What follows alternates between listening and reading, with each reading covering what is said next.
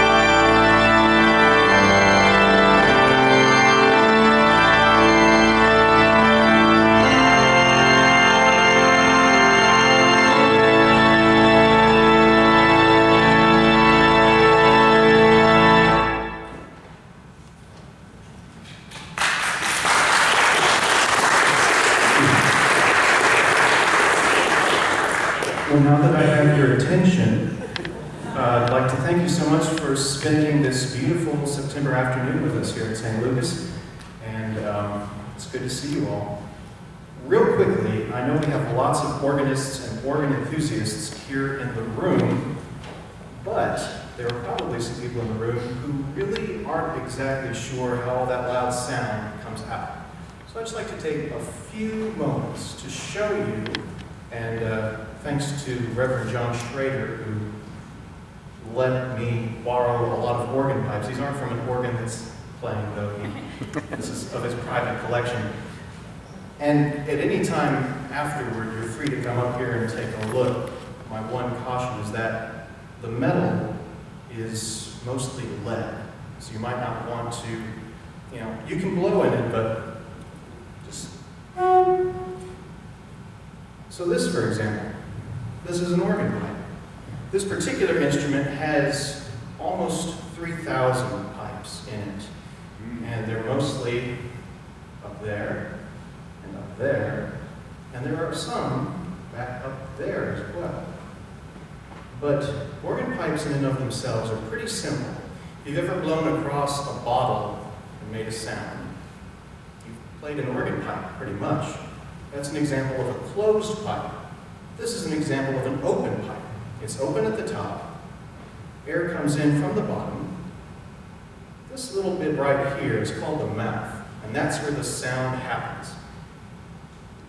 Air comes through here, goes across a very narrow opening, and due to physics and the Bernoulli effect, it generates a tone. And this one,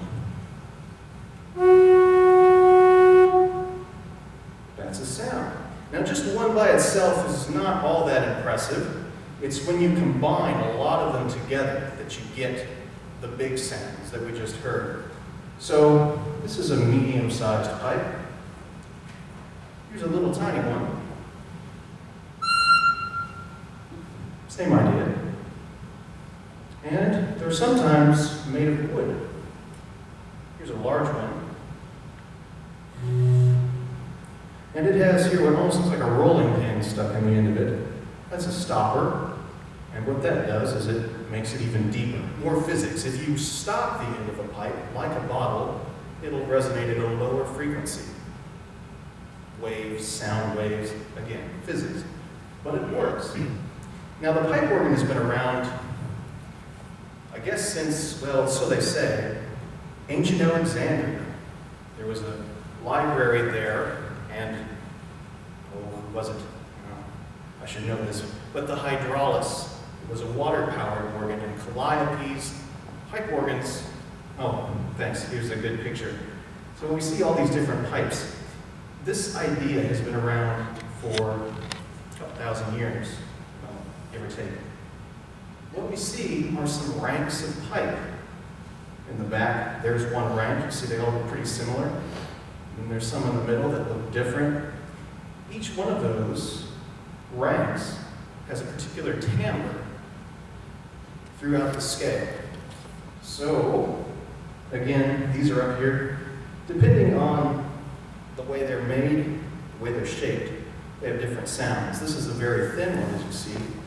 It's called a string pipe. It's supposed to sound kind of like a string instrument. I mean, you know.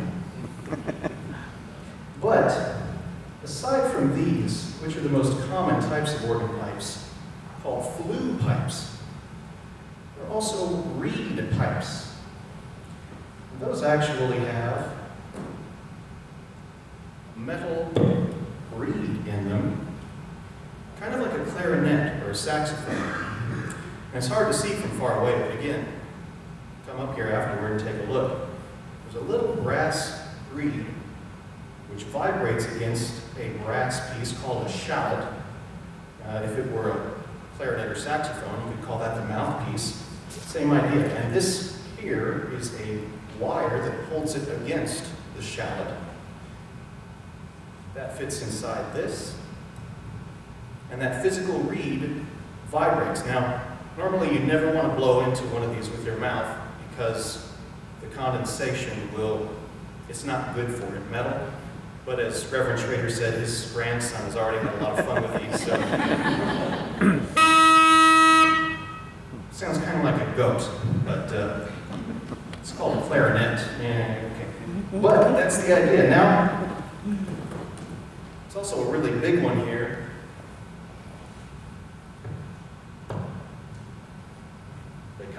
They come in parts.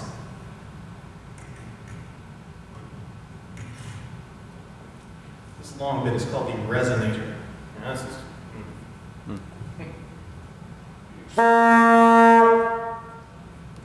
so, like a louder, more angry goat.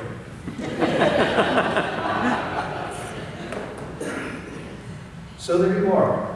Two types of organ pipes, fundamentally, those without moving parts, just like blowing across a bottle, and those with moving parts, a reed. And those are more imitative of brass instruments. Let's see. Real quickly before I move on, let's just give you a little history of this particular pipe organ. Next, please. The Aeolian Skinner Organ Company of Boston, Massachusetts. Pipe organ builders refer to their instruments by opus number. Opus is a Latin word which means work, or a work, not to work, not a verb, it's a noun. So this is opus 1157. This is the 1157th organ built by the Aeolian Skinner Company. Next, please. The Aeolian Skinner Company began around 1901, a little bit later. This gentleman here, Mr. Ernest M. Skinner, born in Pennsylvania, 1866. He was one of the best organ builders in the early 1900s in America. He was very committed to quality and also had a very good artistic sense. He pioneered lots of different kinds of ways to make pipes that sounded like orchestral instruments. Next, please. Now this gentleman here, Mr. G. Donald Harrison, some 40 years, well, wait a minute, my math. He was born in 1888, I believe, so quite younger than Mr. Skinner, an Englishman as well. And he did some work in England for a very noted English organ company, the Willis Company. Then he moved to America and started working at the Skinner Company. Next, please. The Skinner Organ Company merged with the Aeolian Company in 1932. Mr. Skinner and Mr. Harrison didn't quite get along very well. That's what happens when artists are forced to work together. They had different ideas of what a good organ should sound like. Mr. Harrison was more looking at older instruments and wanting to get the sounds of old pipe organs, hundreds-of-year-old pipe organs. But organists liked the way that Harrison's instruments sounded. Mr. Skinner was not terribly happy because it was his company, but here's this kid coming in and changing things along. Mr. Harrison was appointed as vice president and tonal director. Well, things didn't go too well from there. Eventually, Skinner left the company he started, and then started another company, and it kind of did its own thing. But Mr. Harrison, Mr. G. Donald Harrison, remained at the Aeolian Skinner Company until he passed away. He was actually working around the clock to finish a pipe organ that went into St. Thomas Church in New York City. He passed away. Of course, he was not in very good health at that time. It was 1960-something, I think. No, sorry. Anyway, enough history. This particular instrument dates from 1948, which is right around the golden era. Next, please. Here's a picture from the 1950 St. Lucas Herald. And we see from left to right, Mr. G. Donald Harrison, a gentleman some of you may have heard of, Albert Schweitzer, Dr. Albert Schweitzer. And on the right, another very famous organist, E. Power Biggs, as I've heard him referred to, E. Powerful Biggs. As a matter of fact, Mr. Biggs did play this particular instrument right here. Okay, well that's all for that. Now, Lori, I think there's Windows Media open with some videos. Maybe. If you Alt-Tab, you should get to it. And real quickly, I'd just like to take you up into the chambers. Yes, that's it.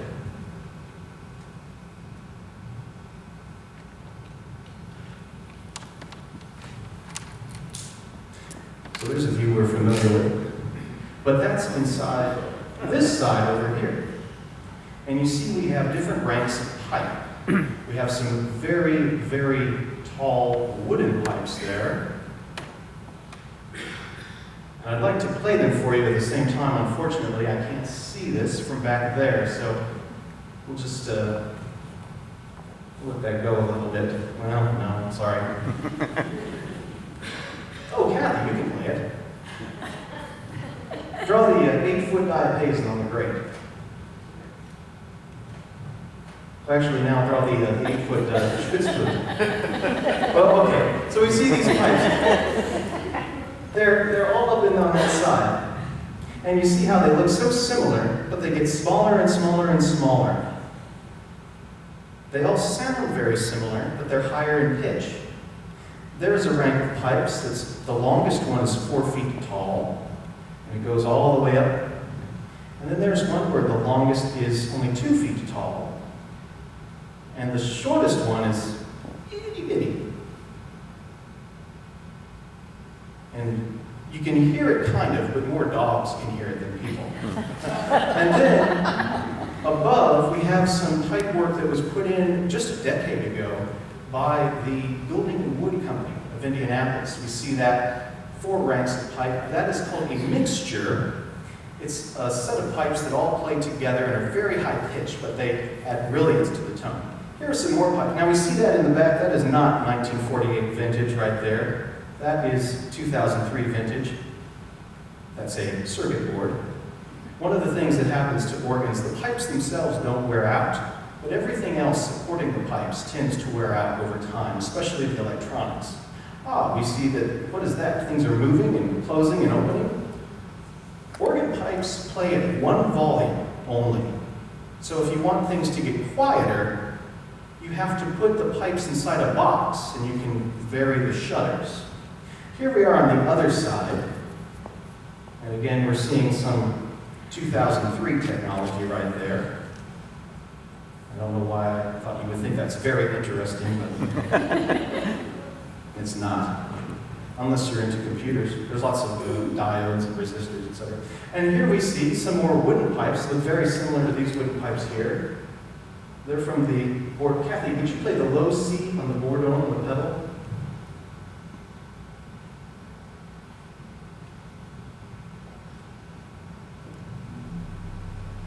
Do you hear that? That's the low C of the bourdon. By itself, almost you can't hear it, but you can feel it. Kathy, while we're doing this, could you play the high C on the 2-foot 15th on the grate? It's on your right. The high C of Of the 2-foot?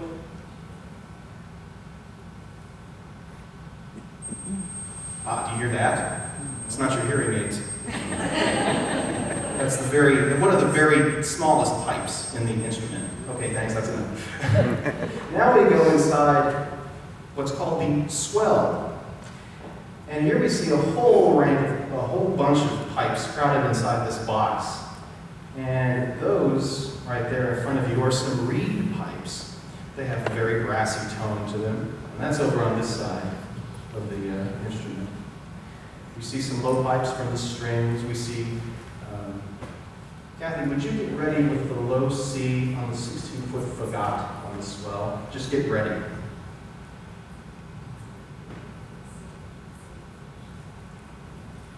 So we can see how there are different ranks. Now there's an interesting stop on this instrument. We'll hear a little later. It's very beautiful. It's called a triangle flute. Why is it called a triangle flute? Well, if you see, they look like triangles from the top down. There's only 3 sides to them instead of 4 sides. They're wooden. Okay, now here in the back, we have some of the most obnoxious pipes on the instrument. I'll Sorry, now first we have to look at these really tiny pipes. I just wanted you to see how small they are compared to my hand. If you get an idea.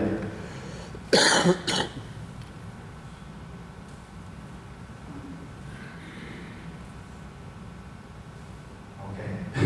Sorry. All right, now moving on to the low pipes here. Now see some of these pipes, they look like they're all the same length, but they're not. They're what's called mitered. Just like a trombone curls around itself a few times, the trombone player doesn't have to have a 10-foot long arm. These pipes curl around themselves, as you see, curlicue. So these longest pipes are actually about 16 feet long, but they are standing in about a 6-foot tall room. Would you hit the low C on that fagot, please? On the square. Yeah. Or on the pile, depending on which, where you have it drawn. Well, that's all right. Okay, well, thanks. I just wanted to show you that, and we'll get on with the music.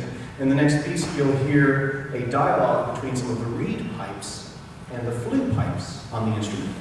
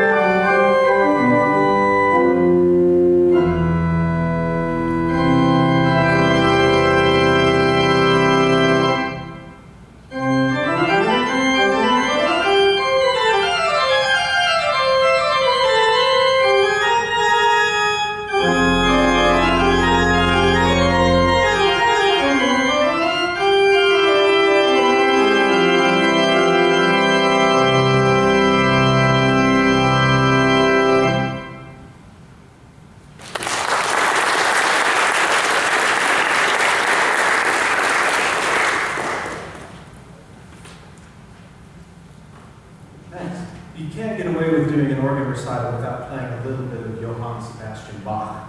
And that music he composed when he was a relatively young man, either in his late 20s or early 30s. It was during his first gig as a church musician in the town of Arnstadt. And there's lots of fun stories about Bach. I don't know, you think of Johann Sebastian Bach and you think of that picture of the old guy with hair and counterpoint and no parallel fifths. But Bach was a rather precocious young man. Shortly after taking this position in Arnstadt in 1703 or 1704, somewhere thereafter, he insulted one of the musicians in the church band, the bassoon player. He called the bassoon player, said his instrument playing sounded like a billy goat. He said it not to his face, it just happened, and it got around to the bassoon player. Well, one evening Bach is out for a stroll with his cousin, also his girlfriend, and it's Germany back in the days or whatever. And this gentleman, by the name of Geigersbach, saw young Johann Sebastian and said, "You there, you take that back. If you insult my bassoon playing, you insult me." Johann Sebastian Bach said, I meant what I said. Well, Geigersbach started coming at him, and Bach drew his sword, and things got a little rough, and the church council wasn't terribly happy with Bach. They called him and said, "Okay, come on, what's the deal?" Well, all right, that's one story. Well, another story is that Johann Sebastian Bach wanted to go to the town of Lübeck to visit a very renowned organist, Dietrich Buxtehude, who worked in the town of Lübeck. Incidentally, the composer Lübeck lived and worked in the town of Buxtehude. It's a true fact. But at this time, Buxtehude is in his late 60s. He's ready to retire, and Bach is a young man. And Bach asked the church council if he could go and visit. The church council said, "Well, okay, you can have 1 month. Or actually 3 weeks. We need you back because Advent's coming up and you have to do your job here, but okay, go have 3 weeks." All right, well, Bach went, and he took those 3 weeks to mean 4 months. So he kind of stayed away longer than he was allowed to stay away. That's another story. But I'd like to play for you now 2 pieces. The first by Buxtehude, and the second by Bach. And while they're not directly related, the similarities I think you'll hear.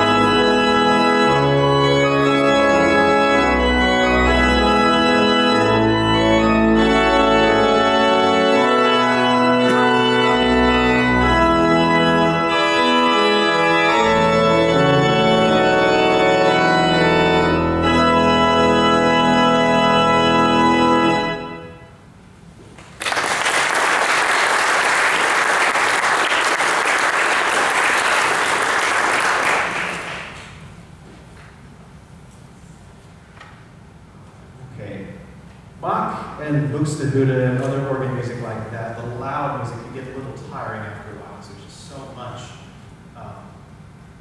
going on. So let's switch gears entirely. And now we're going to go about 100 or so years closer to today from the time of Bach and Buxtehude. And we're going to go to France. And we're going to hear some music to which this particular pipe organ is very well suited because of the very pretty stops, the quiet and soft stops. This is music by I like to play two pieces by Louis Vierne, a blind organist, lived in the early part of the 1900s, passed away while he was giving an organ recital. Just so you know, they keep the bench that he passed away on in the organ loft at Notre Dame. The first piece is written for organ, and it's very pretty. It features the 8-foot and 4-foot flute stops up in the swell. And again, organ pipes only sound at one volume, so if I open those shutters, it sounds louder out here.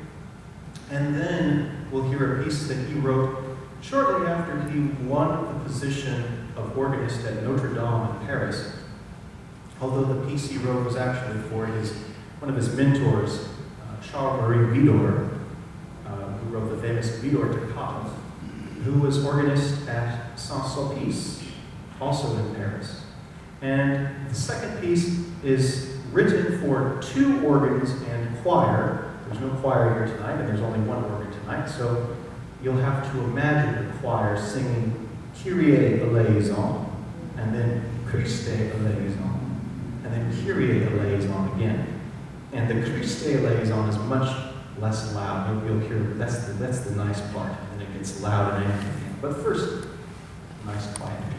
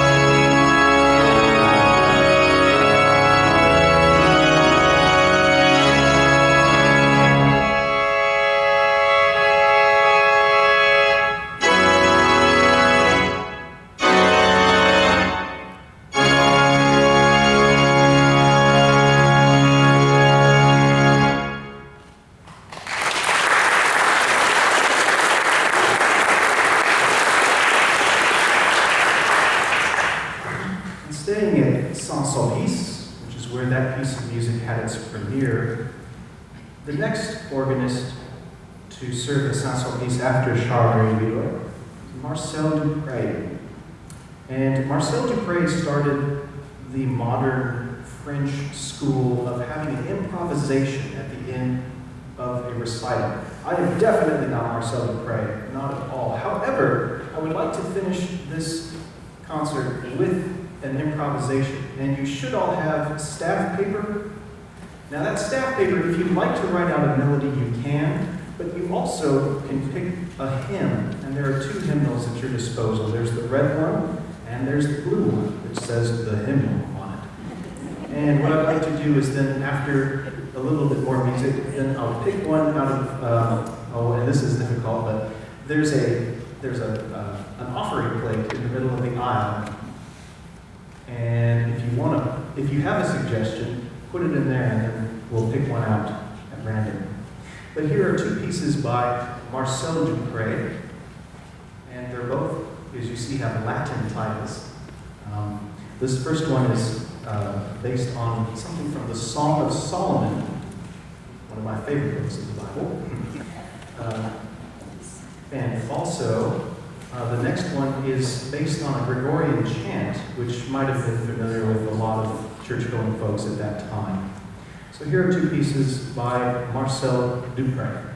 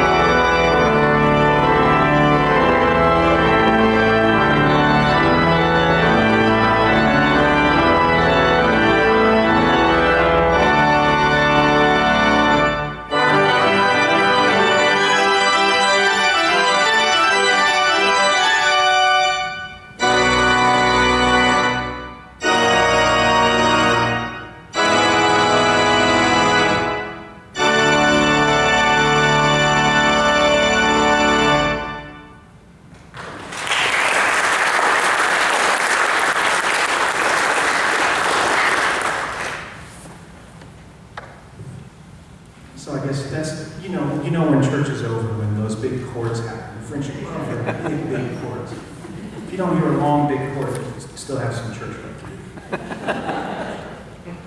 Okay, so this is an American instrument, and I would be remiss if I did not play any American music on it. We've heard German music, we've heard a little bit of English music, and some French music. These next two pieces are arrangements of American hymn tunes. The first one, an African-American spiritual, Steal Away to Jesus. And the last one, the famous tune, Amazing Grace, which has its own connections to African-American history in this nation.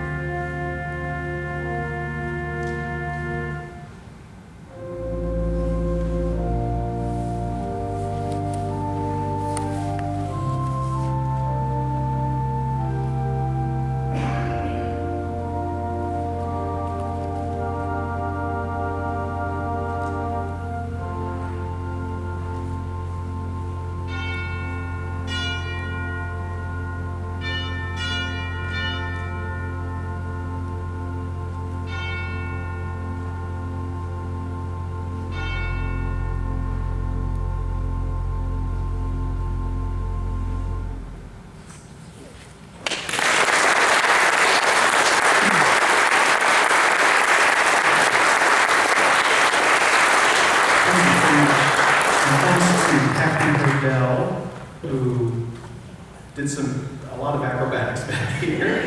If you've ever seen, there's about a 1.5 foot drop to get down to where you sit, and Kathy has to negotiate that. Also, Kathy gave me that music, and she received that music from Kirk Rich, who received that music from Mr. Mark Hatfield, who I believe is here this evening, so thanks.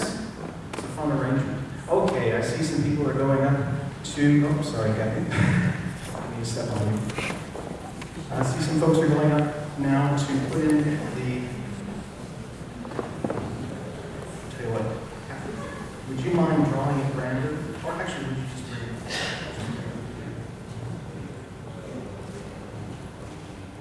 Thanks so much. Okay. Now here's the fun part. Has everybody got a chance? Okay, last call. Okay. So how this works, or at least in theory, is I will draw a theme out of that plate at random. I'll play all the way through it, so you hear what it is and I hear what it is. And then I'll try something. In the words of Victor Borga, now we've come to that part of the program you've all been waiting for, the end.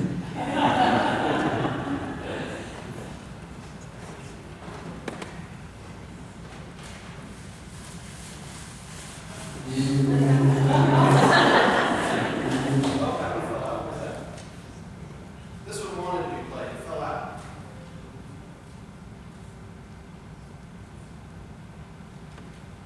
Okay. 538, 539. I think this is out of the rectangle.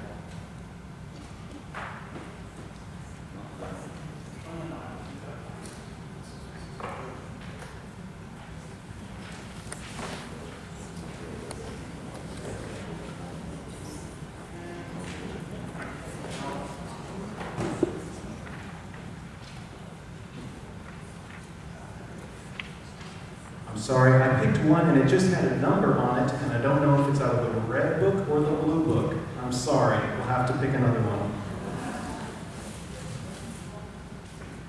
I don't know how to read this, but thank you. That's very nice. Okay. Here we go. The hymnal, number 301. That I can do.